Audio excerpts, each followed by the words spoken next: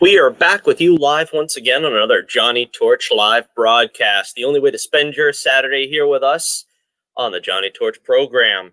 Welcome in. Hello, everyone. We're back on our usual Saturday afternoon schedule. As I said last week, might try to hit another appearance at the flea market before the really cold weather sets in. But for the foreseeable future, it's more likely I'll be doing live streams again on Saturday. So welcome in. Make sure you subscribe. We've gotten a lot more subscribers lately. That ball is still rolling, and we thank you very much. We're at 141 subs now, and we're just making that way, right? We're making our path. We're blazing that trail. We're doing all that good stuff on our path to 10,000 subscribers. What is it that Magnus used to say? It was 1 million subscribers or something like that. I don't know. He started out small and then he got gradually more. So I can't start out too high. What is it? You need 1,000 subs to be monetized. So let's keep our expectations moderate and say let's try to get to 1,000 subs. It took a long time getting to 100, so 1,000 seems pretty far down the pike. But we'll see.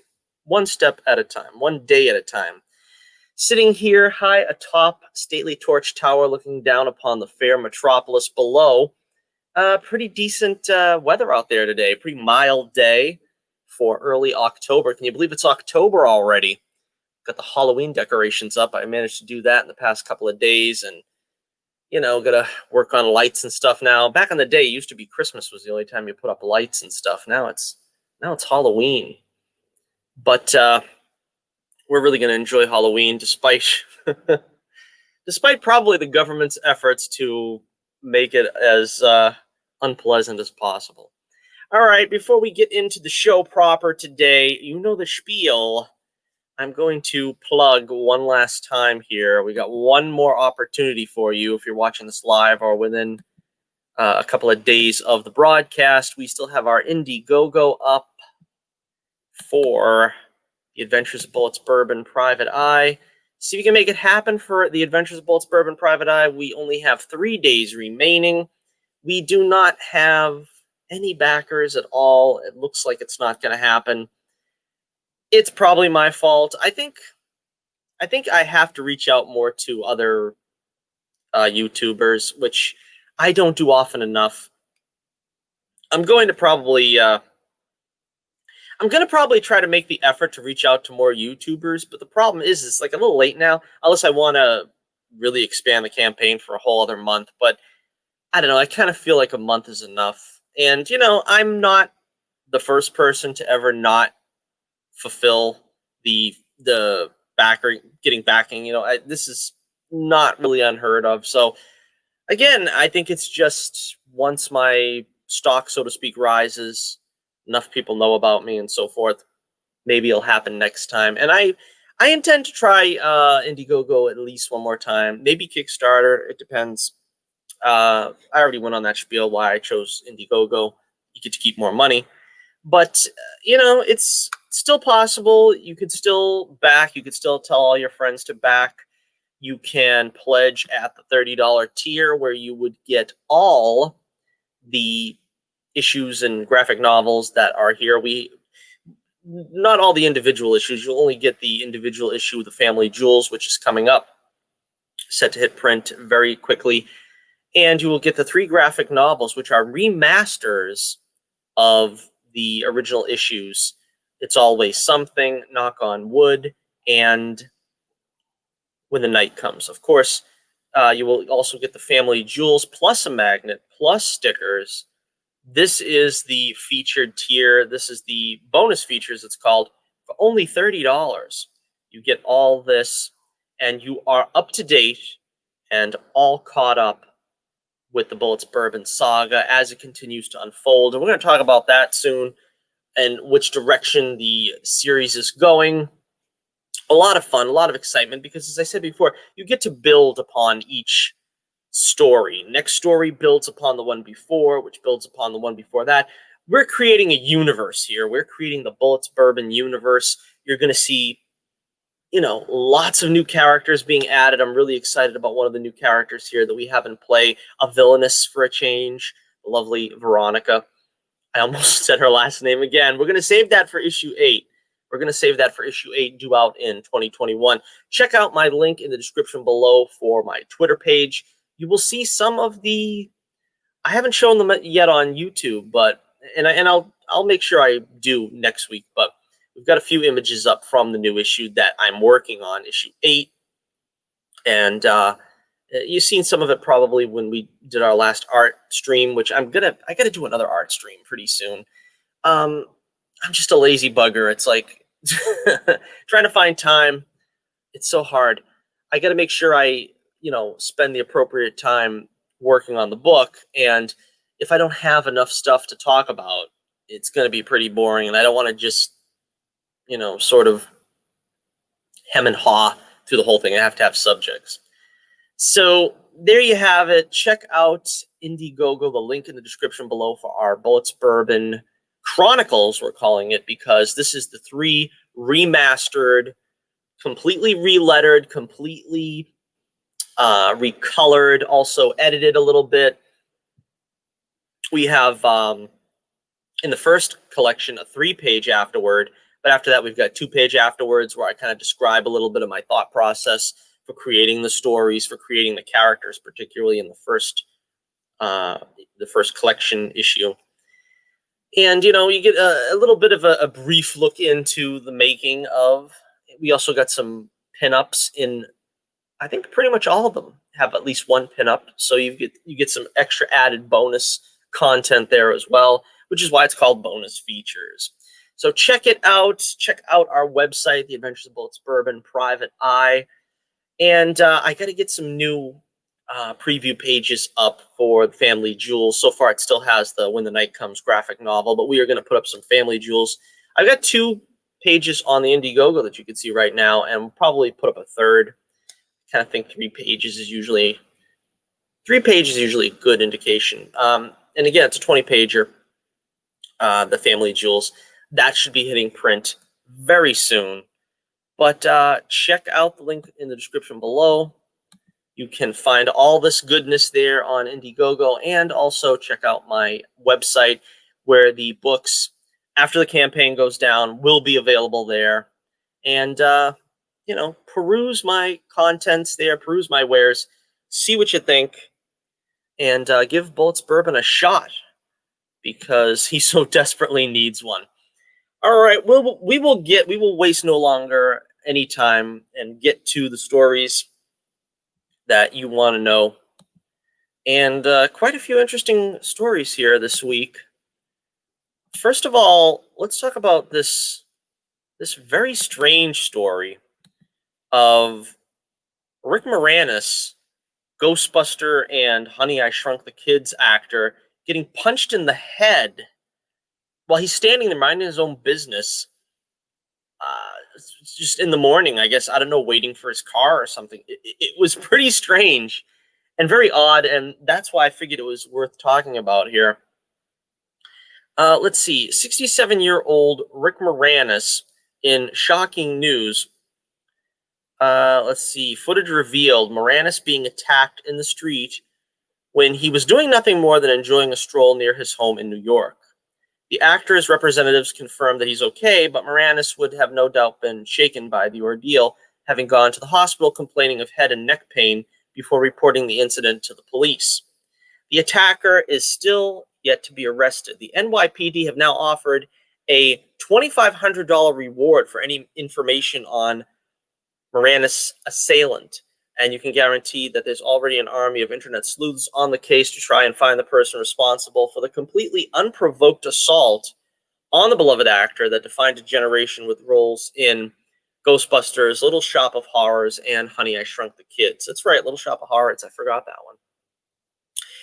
Yeah, he also played Barney in the Flintstones, the first Flintstones movie. What else did he do? Oh, of course, Spaceballs. Yeah, he really defined the 80s, really, as one of the premier, sort of family-friendly comedians, I guess, if you want to put it that way. Yeah, gee, this is really sad. This is really sad because everybody loves Rick Moranis, and to see him get punched in the face for obviously no apparent reason, than some guy just walking up to him and punching him. And you're seeing this happen a lot more lately. I'm not going to really get too political, but I mean, it's basically the whole tenor of the country is violence, where people are just walking up and punching people in the face for no reason. We've seen it happen to nobodies. I mean, this is getting a little more traction story-wise because it's in fact Rick Moranis.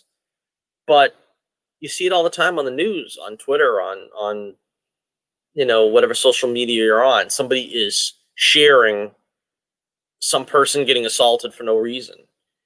And of course, quite frankly, it's got to stop. It's got to stop. There's no reason to be attacking your fellow human beings. It's sad. But more so sad in this case because Rick Moranis, like I said, all of us, most of us, grew up with him. And, we don't want to see Louis Tully getting punched in the face.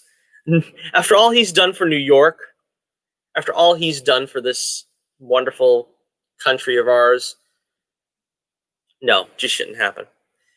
Okay, the incident will hardly convince Rick Moranis to end his self-imposed exile from the public eye, and he's largely stuck to voice-over work over the last quarter century after initially taking a break from Hollywood. However, his recent commercial with Ryan Reynolds has led to hopes that he might become a more regular presence in front of the camera, especially as he's set to star in his first live-action movie since 1997 when he teams up with Josh Gad for a Honey, I Shrunk the Kids follow-up sequel named Shrunk. I guess it's called Shrunk. Yeah, that's kind of interesting. I guess at this point in his career, when he hasn't done anything in so long, you kind of think he'd be rusty and he'd want to be like stretching his acting muscles a little bit again. But maybe it's sort of like riding a bicycle. You just get back on and, you don't lose a step. I don't know. But again, kind of disappointed hearing he's not going to be in Ghostbusters Afterlife. That's what it's called now, I think. It was going to be called Ghostbusters 2020, but apparently because it's not coming out in 2020, it's Ghostbusters Afterlife. So, yeah, let me know what you think in the comments below. What do you think about this craziness? Who's punching our Rick Moranis in the head? Crazy, I think everybody, let me at this guy. Everybody wants a piece of him now, the guy that hit Rick Moranis, because, we ain't going to allow that. We ain't going to let that happen in the streets of our fair city. So let me know what you think in the comments below about this. Make sure you let me know what's your favorite Rick Moranis movie, your favorite Rick Moranis performance. Like I said, for me, it's obviously Louis Tully.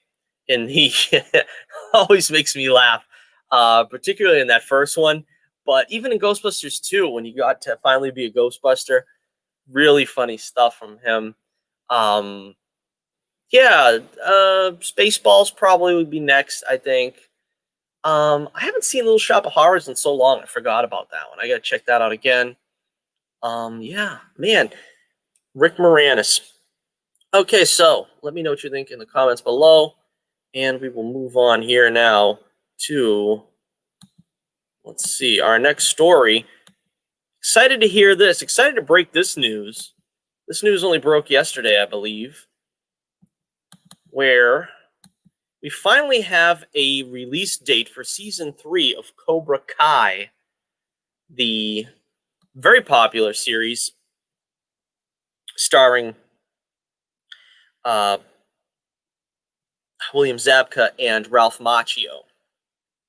All right, so they have also confirmed that they have a ironclad lead pipe lock on a Season 4 now, which was the reason why the show left YouTube in the first place. And they found a home on Netflix. Friday, January 8th, Season 3 of Cobra Kai will premiere on Netflix. Let's see. The copy says, Cobra Kai started as a YouTube original and was a massive breakout hit, topping 55 million YouTube views for episode 1, while also earning praise from critics. On the heels of record-setting season 2 premiere of Cobra Kai, YouTube in April 2019 ordered a third season, though all the changes at the platform over the past year, YouTube remained committed to airing the completed third season, but notified Sony, its TV partners, that they won't be commissioning a fourth season. Looking to secure a future for the show beyond season 3, Sony TV asked for permission to shop the upcoming season to an outlet that, in success, could order additional episodes. The strategy is paid off with Netflix picking up the series with a season 4 order. Cobra Kai takes place 30 years after the events of the 1984 All-Valley Karate Tournament, where a now successful Daniel LaRusso, played by Ralph Macchio, struggles to maintain balance in his life without the guidance of Mr. Miyagi. He must face his previous adversary, down-and-out Johnny Lawrence, William Zabka, who seeks redemption by reopening the infamous Cobra Kai Karate Dojo. Martin Kove also returns as Sensei John Kreese. So, very exciting news. We're not going to have to wait quite as long as it could have been. We were kind of thinking, or at least I was considering, it was going to be another March-April situation. Hopefully they will get back to work quickly and start filming season 4 so that we don't have to wait perhaps a full year for, season 4. But chances are I think we probably will. But isn't this exciting news? We've got basically 2.5 months now to wait after waiting whatever it's been. What has it been, 8 months since the actual release date? So Cobra Kai Season 3, again, not much known as of now. Only rumor about what's going to happen. We know from the very, very brief trailer for Season 3 that Netflix put out, where we just seen a brief second of action here from this scene, where apparently an Asian karate master with a sai has taken Daniel LaRusso to task. But we don't know anything else about it. Some people are saying maybe they'll be going to Okinawa again. Maybe we'll see Chosen, which, again, is probably my favorite Karate Kid villain. Of course, the cliffhanger last season needs to be resolved about Miguel. And, of course, the cliffhanger also revolving around Allie with an I, Allie Mills, if she's going to return. So, again, they've got a lot of space here to play with, a lot of exciting stuff. John Kreese is now in charge of the dojo, the Cobra Kai dojo again. A lot of hope that we'll see Bad Boy Mike Barnes and or Terry Silva return.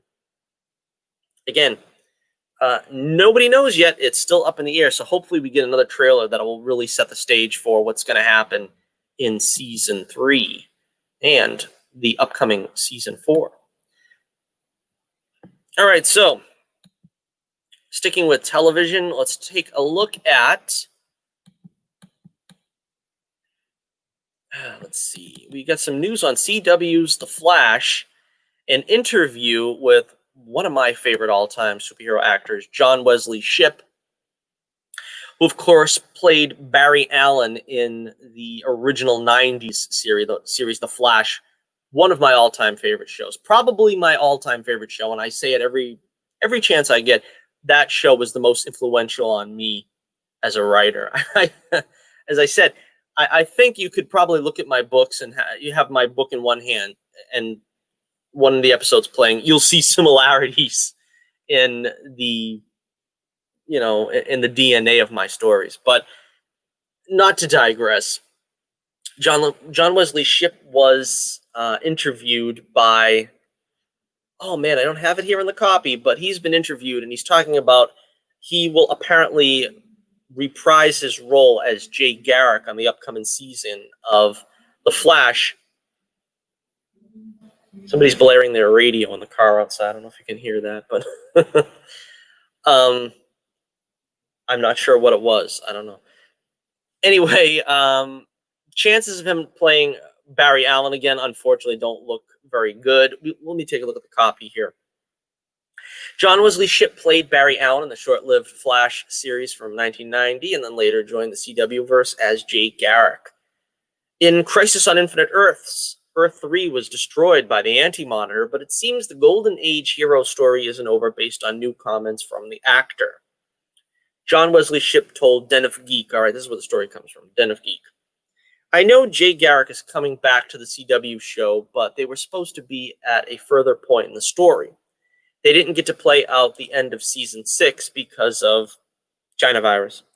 So they got to tie up some things. Eric Wallace, Flash showrunner, has said that he does want to talk to me about some ideas about Jay Garrick going forward. So that sounds very exciting. We're going to see John Wesley Shipp return as a speedster, and we will see him again on the Flash TV show. Ship went on to indicate that Jay and his wife Joan are now part of Earth Prime, sharing his excitement for where things go next for his version of the Scarlet Speedster. We'll see what the writers come up with. My experience with this group is that they've given you every reason to have faith that whatever they come up with is going to be interesting and you're going to want to play it. Unfortunately, doesn't look like Barry Allen will return, as he perished in Crisis on Infinite Earths. Of course, there's always a possibility of time travel and so on and so forth. But Ship says, let me see. John Wesley Ship said, I feel in a good place with Barry. The character who interests me now is Jay. Having had this long, winding road with this franchise, I'm an actor who is particularly placed at the moment to play Jay Garrick. Particularly placed or particularly pleased. I don't know if there's an error there or not. The Flash will return to the CW. All right, so how you feel about that? Are you excited to see John Wesley Shipp return to the role of the Flash via the character Jay Garrick? Are you, like me, disappointed that it doesn't look like he's going to return to the role of Barry Allen anytime soon? He really only got a cameo in the first, and then maybe just a minor role in the second part. And then in the final part there, he died. And that was very disappointing to me that we didn't really get to carry on. But if he had to die, it was good that they did the same way that he died in the original Crisis of Infinite Earths. But still, I've seen too many of my heroes go down. I don't want to see... I don't want to see the Flash die. I don't want to see Luke Skywalker die. I want to see Han Solo die. But that's what like the 20 teens have done to us, isn't it? Watch all your childhood heroes die. All right, so let me know what you think in the comments below, and we will continue on here with another story of a CW show that we have some news from. Let's see. Legends of Tomorrow. Legends of Tomorrow, and apparently Gary is going to be a series regular. Wow, isn't that going to make everybody so excited? Honestly, I think he works better in small doses. I'm not sure that everybody's really excited about this, but apparently Gary is a series regular now. He's going to be a member of the Wave Rider crew in the series. Let's see. Adam Jashekman, I guess is his name, has been promoted to series regular for the upcoming 6th season of Legends of Tomorrow, which is expected to premiere in early 2021. Sheckman has recurred as the mild-mannered Gary Green since the 3rd season premiere, always doing his best to help the Legends. Let's see. Finally, we will see a few key members added to the team. Okay, fans will get to further delve into Green's past as the season promises to tell his origin story. Well, that's great. He's going to be something weird, right? He's not going to just be a human being. He's going to be something weird. The original character description from the CW reads, he's also not the mild-mannered goofball that our team of superheroes have taken him for all these years. Season 6 will explore Gary's origin story. It's even more bizarre than you would imagine. I'm kind of thinking maybe, is he going to be like the Watcher from... That's too bizarre, though. I mean, he seems to be too weird to be some kind of playing dumb character, right? It just... That would really flip it. That would really flip the script. Talk about a Shyamalan ending. We know that aliens will be next season's big bad, so it's probably fair to wonder whether Gary will be revealed as an ET, especially considering his many eccentricities. The season synopsis, as revealed, is having spent last season trying to track down the Loom of Fate in order to bring back their slain comrades, the Legends must now save history from a foe like none they've encountered in the past or future. Co-captains of the time ship Wave Rider, Sarah Lance and Ava Sharp, have dealt with monsters, time abnormalities, and most recently, villains from Hell. But this season, they will face something even more challenging and bizarre: space aliens. After one of their own is abducted by a ruthless alien, This new mission becomes personal. It will take more than the combined powers of a dark magician, John Constantine, a semi-reformed arsonist, Mick Rory, historian who transforms into steel, Nate Haywood, and a brother-sister wind totem-wielding duo, Zari Taranzi and Behard Taranzi, to save the world for a sixth time.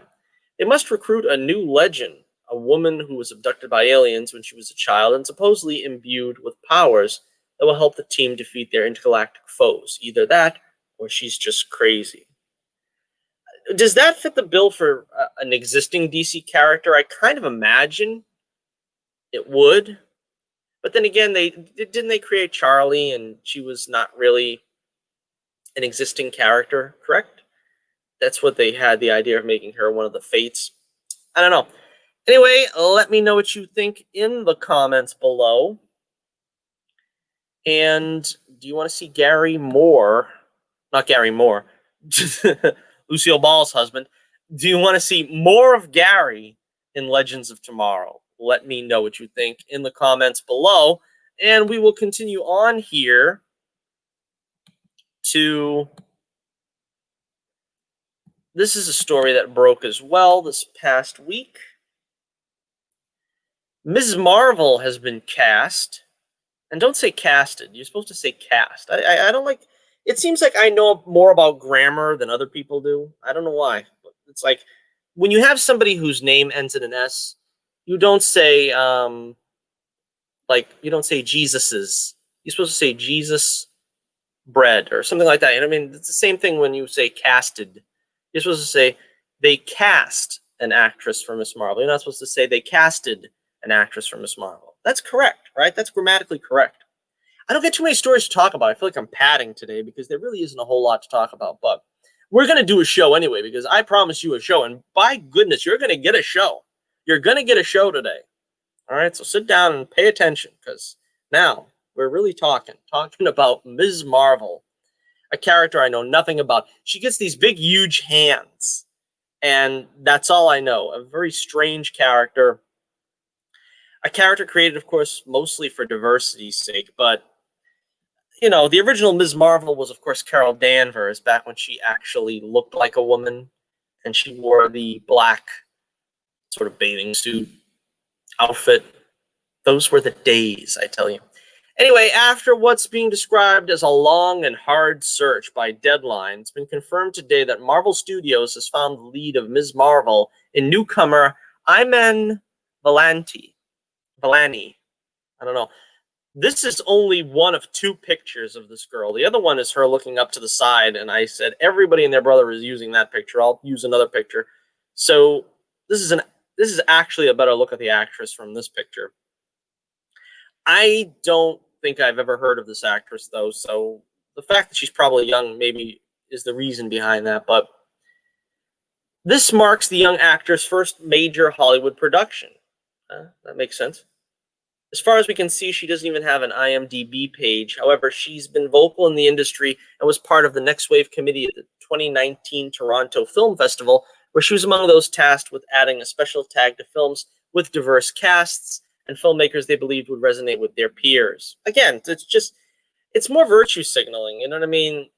This girl got the job basically because she's outspoken about diversity. It doesn't have anything to do with talent, right? Is that what you're trying to tell me? It just has to do with if you're outspoken about diversity, the almighty diversity.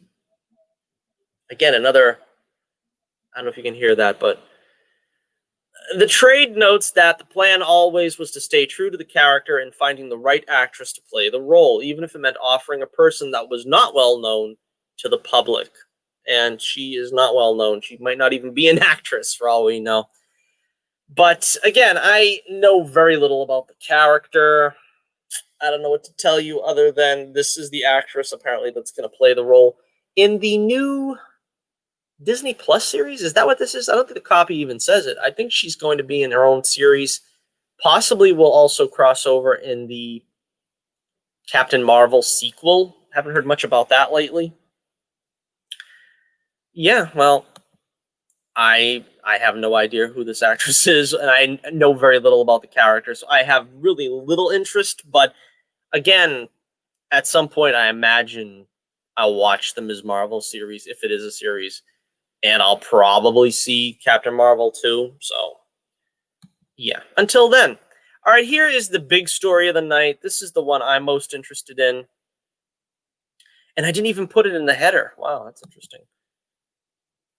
We have confirmation now that Jamie Foxx is returning to the Spider-Man universe in the role of Electro, a character that he had already portrayed in The Amazing Spider-Man 2, the critically panned, pretty much across the board, Amazing Spider-Man 2. Now, this I don't get at all. Talk about a move out of left field that I have no idea what they were thinking. Again, the movie, The Amazing Spider-Man 2, was critically panned. Pretty much everybody hated it across the board.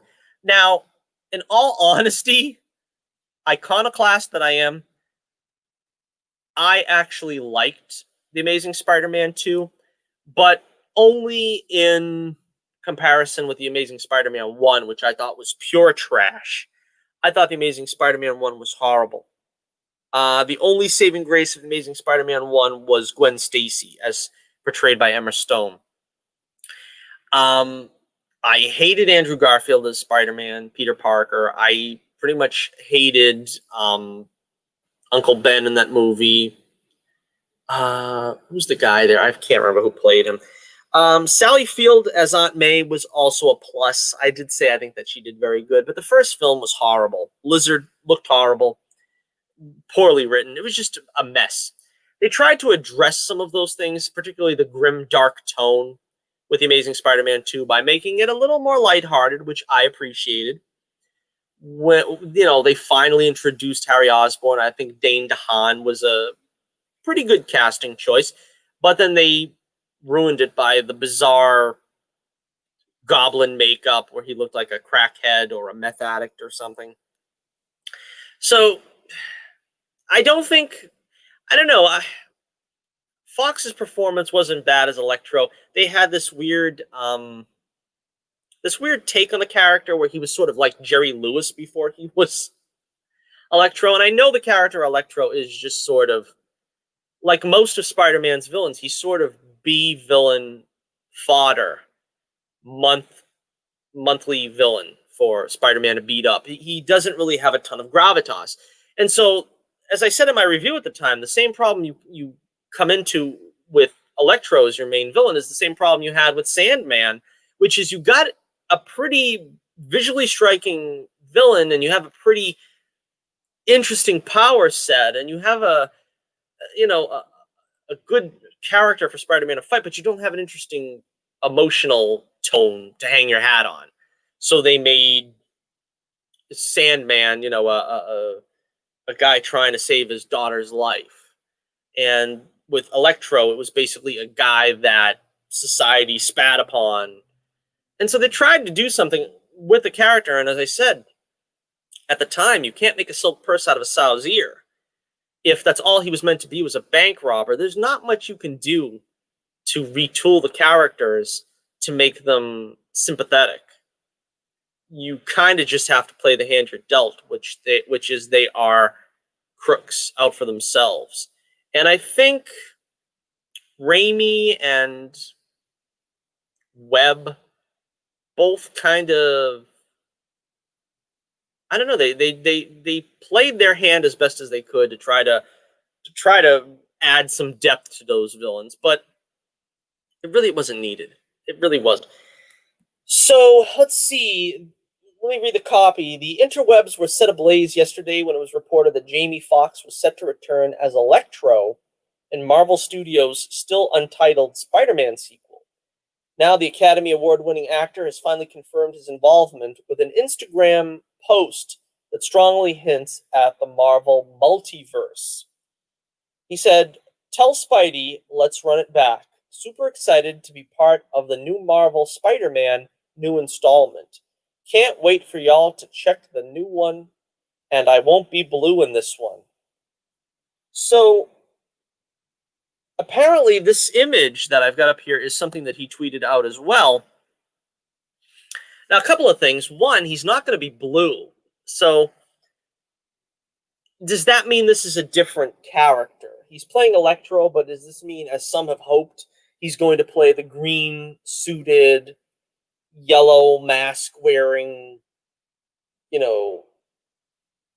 classic Electro from the original Ditko 616 Stan Lee comics run? Hopefully.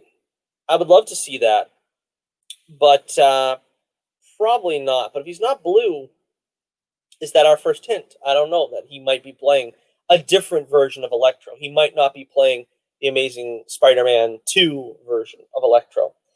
The second thing is this image also suggests, at least, the concept of the multiverse.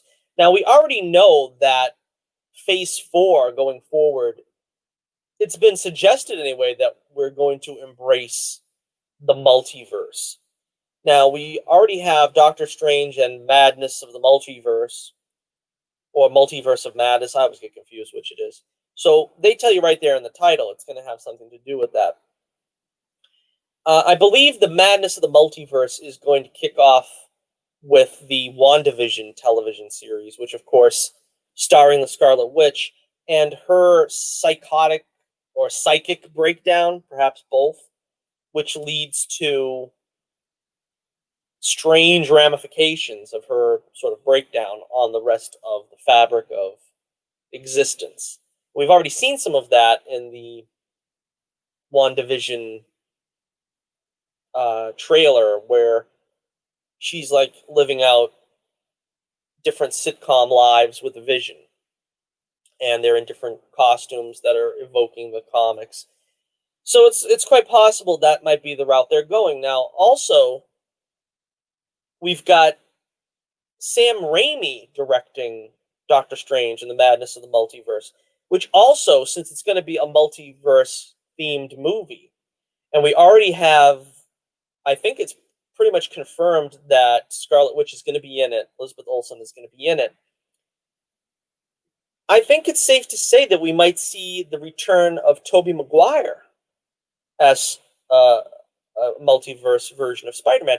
Now, this seems to be something that is A, popular these days, B, something that fans have been clamoring for, and C, something that, looks like something that they wanted to go to in the Sony versus Inside the Spider-Verse. So they already laid some groundwork here where this is kind of where they wanted these things to go. I wouldn't be surprised if they will introduce a Miles Morales at some point in this, probably in the Spider-Man 3. I think it's too early, but they probably will do it. Again, that's a character, that's a token character for Spider-Man. And I don't begrudge the character, just like I don't begrudge Ms. Marvel of existing, because it's a new created character. The biggest sin, as we saw last week, is when you blackwash a character and you just take an existing character and you say, oh, this character is now black, even though in the comics all his existence he'd been white. So in this case, I don't really think it's a problem to have Miles Morales, but again, he's basically Peter Parker with just another name and another skin tone. It's almost the exact same character from what I understand and from what I've seen. This, of course, will also make Andrew Garfield fans happy that he will get a chance to sort of continue his storyline here, because if this picture is to be believed, we will see all three of them back together. I think we're probably going to see Tobey come back on Doctor Strange. I think we're probably going to see Andrew come back in Spider-Man 3, and this might lead to what I'm hoping is a altogether now 3-in-1 Spider-Man movie. That might be the Spider-Man 3. They might also put Tobey in more than one movie, maybe. It's quite possible. It's quite probable. And again, looking at the ramifications of this going forward, this means we could tell more stories with Tobey's Spider-Man, with Andrew's Spider-Man. We could continue on those franchises, even though some time has passed, some years have passed. It's possible. And it's also kind of interesting to see the DCEU are very keen on this as well. They're trying to bring back Michael Keaton's Batman. Supposedly, there's a lot of other Batmen that they're going to try to bring back. They've already done this with Superman in Crisis, the CW verse.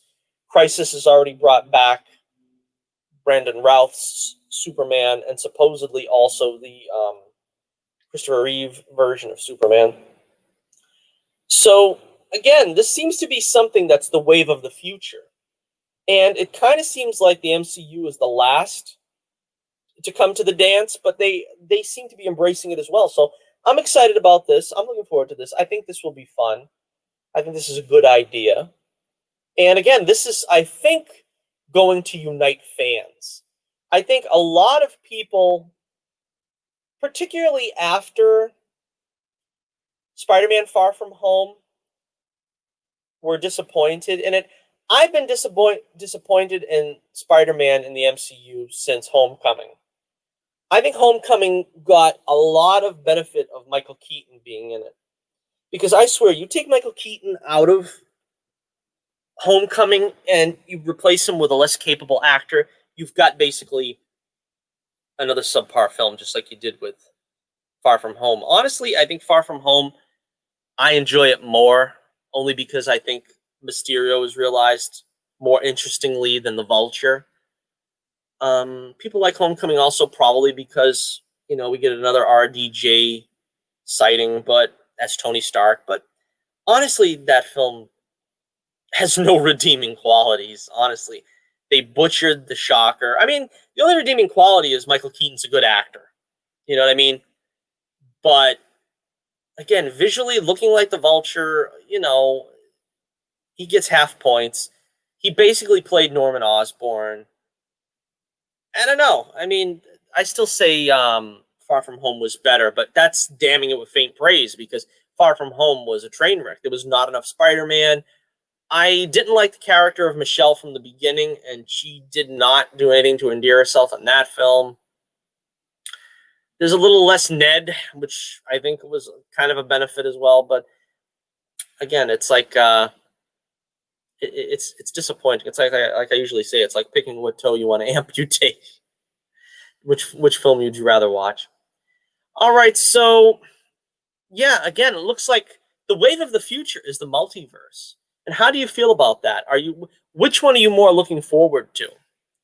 The DCEU getting into the multiverse with Michael Keaton's Batman and you know, I should make a poll about this. So look at my Twitter page. I'll make a poll about this coming up soon.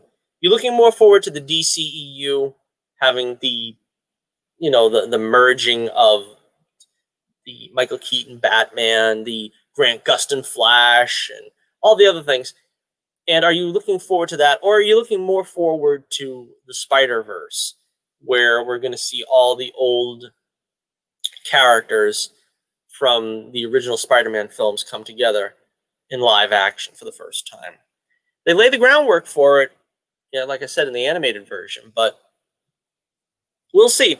And let me know what you think about this. Are you excited about Jamie Foxx coming back? Again, you know, a good capable actor. But are you hoping he's the actual Electro from Amazing Spider-Man 2? Do you want him to be playing a new version of Electro? Or maybe both? Let me know what you think in the comments below.